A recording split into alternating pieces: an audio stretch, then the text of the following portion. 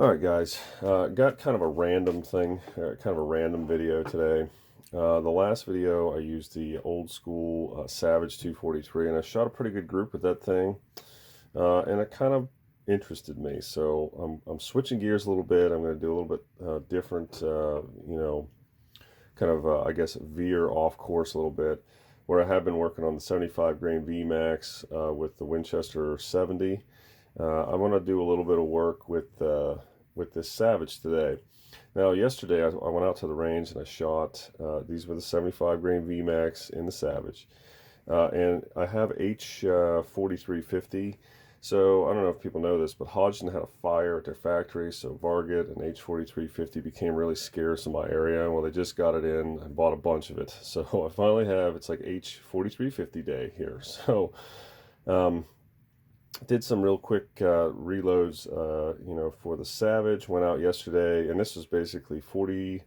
What was this? 43, 44, 45, 46 grains of H4350, and 3 out of the 4 of these were pretty much, garbage, right? But this one card right here actually looked pretty good, right?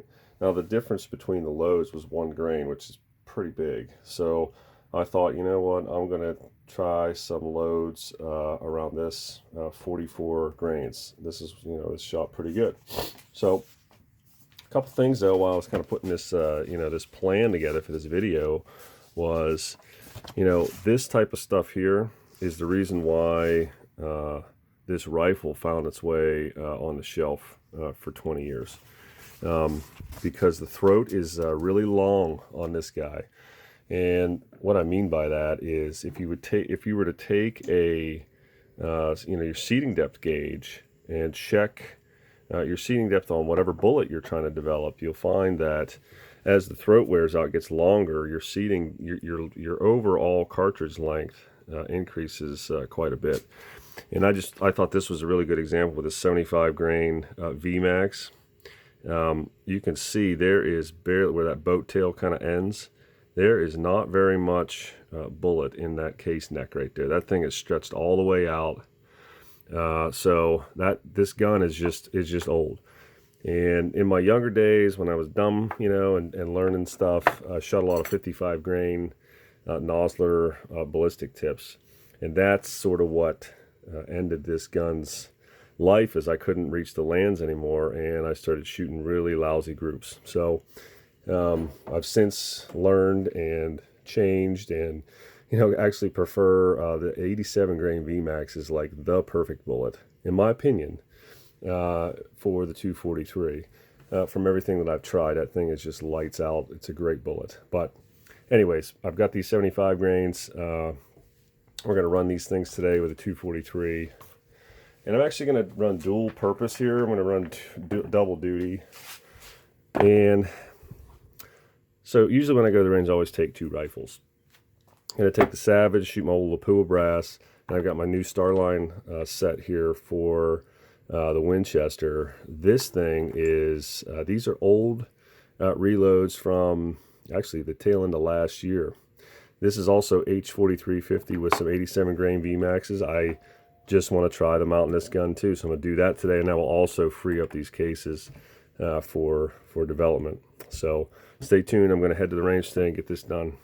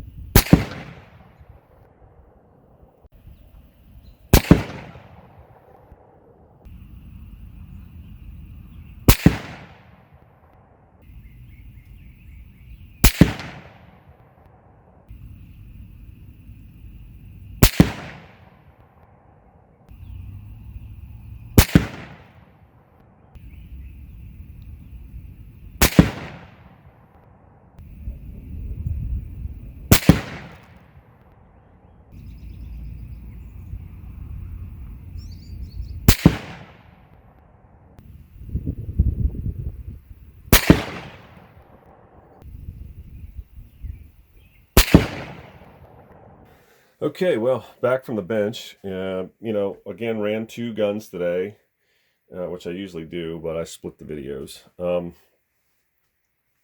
Let's talk about the Savage. So the Savage was the bottom set of cards. This was H4350, 75 grain Hornady Vmax in these guys. And I had the seating depth set all the same, about 5 thou off the lands. And my charge weight for these guys was 43, 43.5, 44, and 44.5. This thing really didn't repeat. The kind of the nice group that I had the other day with the 44 grains. It's kind of becoming obvious what's going to happen to this thing. This pretty much put a fork in it for me. I'm definitely going to start tearing down this action and get it off to the gunsmith. Which I'm excited about. I think it's good. I mean, earlier in the video you saw the seating depth, kind of difference. Trying to find, the length of that throat, matters. So that's been a great gun, but it's time to, move on to something else here. So the Winchester, right? This was the 87 grain Vmax. And I know I haven't really started anything with this.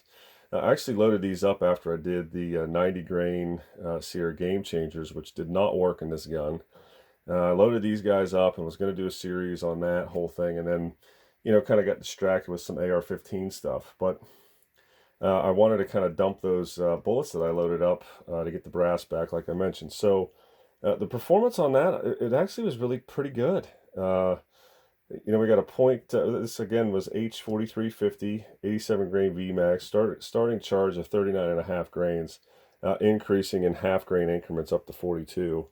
So let's just review the groups here. So 0.46 inch group here, that's a keeper. 0.78, 0.6, 0.745, 0.55, and then a 0.91. Again, I don't think any of this is too bad. I mean, we had some wind out there. I mean, you saw it blowing snow. It's May 9th, so it's kind of weird.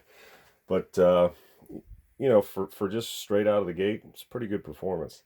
I'm really impressed with kind of the extreme spread numbers. This was the highest one here at 40 grains, 77. The rest of these guys was, 27 here, 34, 10, a 28, even a 14 over here. So not too bad.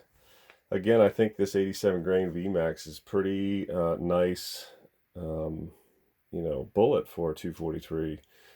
So we will definitely, this was a good learning, freed up the brass, like I wanted, but it's also, I'm going to stick a pin in this, and we'll get back to this for sure. So that's sort of where that's at. Stay tuned in the next couple weeks here for that 243, that Savage. I'm going to tear that thing down, maybe do a video on that. So thanks for watching. We'll get back to the 75 grain Vmax development with that Winchester here in the next video or two. So, all right, thanks guys.